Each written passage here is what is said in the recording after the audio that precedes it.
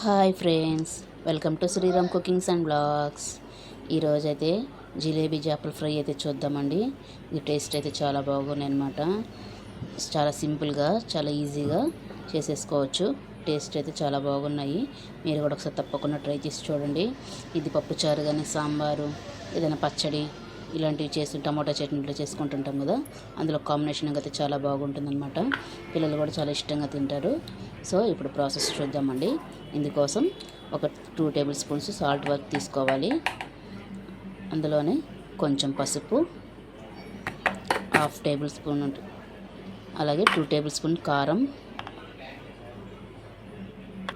1 table spoon ధనియాల పొడి. ఇప్పుడు కొంచెం అల్లం వెల్లుల్లి పేస్ట్, ఇది ఫ్రెష్గా దంచుకుంది తీసుకోండి.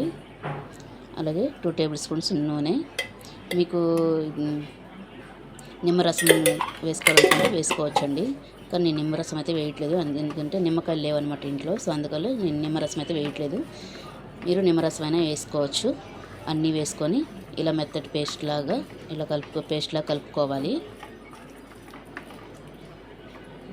చూసారు కదా, ఇలా కలిపేసిన తర్వాత మనం శుభ్రంగా వాష్ చేసి పెట్టుకున్న చేపలను అయితే తీసుకోవాలి ఒక్కొక్కటిగా. నాకు మొత్తం అయితే 6-7 చేపలు అయితే వచ్చాయండి.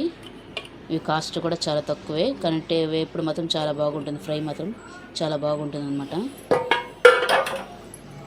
ఇప్పుడు అన్నిటికీ మసాలాలు పట్టించాలండి. బాగా అప్లై చేసుకోవాలి, 2 వైపులా లోపల వరకు బాగా అప్లై చేసుకోవాలి. చూసారు కదా, ఇట్లా అన్ని చేప ముక్కలకి అప్లై మసాలా అనేది బాగా పట్టించాలన్నమాట. నేను రసంలోకి కాంబినేషన్గా చేస్తుండే, రసంలోకి కూడా చేసుకోవచ్చు, చాలా బాగుంటుంది అన్నమాట.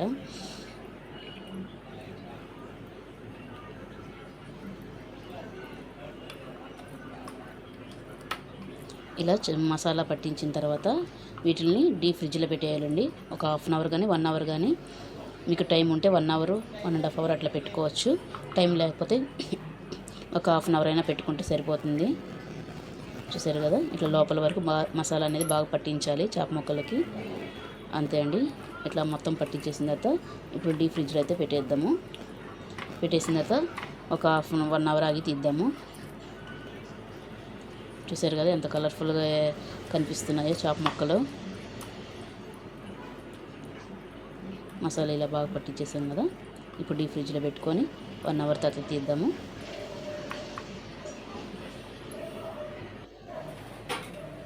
ఇప్పుడు 1 అవర్ తర్వాత చూద్దామండి. ఇప్పుడు స్టవ్ ఆన్ చేసి ఇలా ప్యాన్ పెట్టుకోవాలి. ప్యాన్ పెట్టుకొని మనం ఫ్రైకి కావాల్సినంత ఆయిల్ అయితే వేసుకుందాం, నూనె అయితే వేసుకుందాము. ఇలా నూనె వేసుకున్న తర్వాత నూనె కొంచెం వేడెక్కిన తర్వాత ఇప్పుడు మనం ముందుగా కలిపి పెట్టుకున్నాం కదా చేప ముక్కలు, అవి డీప్ ఫ్రిడ్జ్ నుంచి తీసి ఇలా ఆయిల్ అయితే వేసుకోవాలి ఒక్కొక్కటిగా. ఎక్కువ వేసుకోవద్దండి, మళ్ళీ చేప ముక్కలు సరిపోక విరిగిపోతాయి అన్నమాట. 4 పీసులు అయితే సరిపోయిందన్నమాట ఒకసారికి. వీటిని మీడియం ఫ్లేమ్లోనే ఒక 3 మినిట్స్ వరకు బాగా ఫ్రై అవ్వనివ్వాలి. 3 మినిట్స్ తర్వాత చూద్దాము. పక్కకి తిప్పుకుందామండి, రెండో వైపు తిప్పుకుందాము. నెమ్మదిగా కలుపుకోవాలి, ఎందుకంటే చేప ముక్కలు అనేది విరిగిపోతాయి. దానివల్ల నెమ్మదిగా తీసి తిప్పుకోవాలి.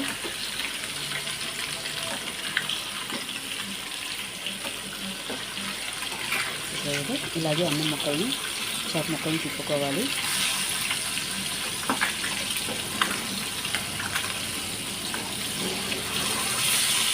రెండో వైపు కూడా తిప్పుకున్నాం కదా, ఇప్పుడు రెండో వైపు కూడా ఒక 2 మినిట్స్ వరకు మీడియం ఫ్లేమ్లోనే బాగా ఫ్రై అవ్వనివ్వాలి.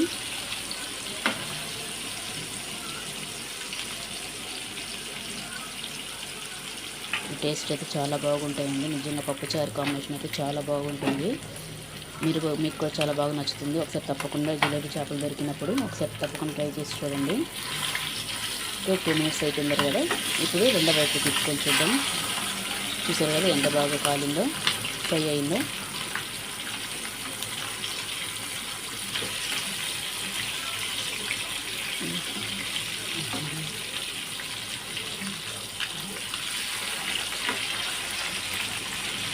దాన్ని ముక్కలను కూడా ఇలా తిప్పుకొని రెండో వైపు టర్న్ చేసుకొని ఒక సెకండ్ పాటు మళ్ళీ కొంచెం ఫ్రై అవ్వనివ్వాలండి. ఒక నిమిషం ఫ్రై అయితే సరిపోతుంది.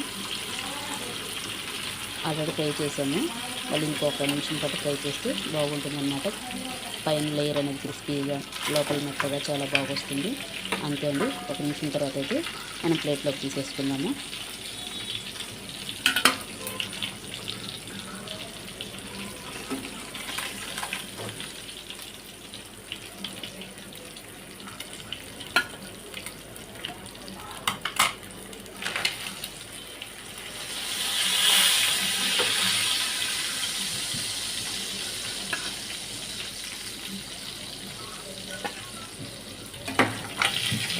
ఇలా అన్ని చేప ముక్కలు అయితే తీసేసుకున్నాం.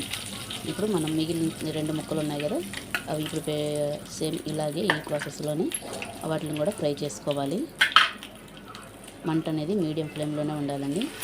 హై ఫ్లేమ్లో పెట్టి మాడిపోద్ది అన్నమాట. ఆయిల్ అనేది నల్లగా వచ్చేస్తుంది. సో ఈ 2 చేప ముక్కలను కూడా సేమ్ అదే ప్రాసెస్లో 2 మినిట్స్ ఒకవైపు, 2 మినిట్స్ సెకండ్ వైపు, మళ్ళీ ఒక్క నిమిషం వచ్చి ఇంకో వైపు ఫ్రై చేసుకోవాలి. ఇది లాస్ట్లో మసాలా కొంచెం మిగిలితే చేపల పైన అది తినానండి. అంతే అండి. టేస్టీ ఎమ్మీగా ఉండే చేపల ఫ్రై అయితే రెడీ అయిపోయింది. చూసారు కదా ఎంత కలర్ఫుల్గా ఉందో. నా చిన్న డెకరేషను పప్పుచారుకి కానీ, పచ్చడికి కానీ, టమాటా చట్నీ, రసం దేంట్లోకైనా కాంబినేషన్గా చాలా బాగుంటుందండి. తప్పకుండా మీరు ట్రై చేసి చూడండి, మీకు కూడా చాలా బాగా నచ్చుతుంది. చాలా కలర్ఫుల్గా ఉంది కదా. వీటి కాస్ట్ కూడా చాలా తక్కువ.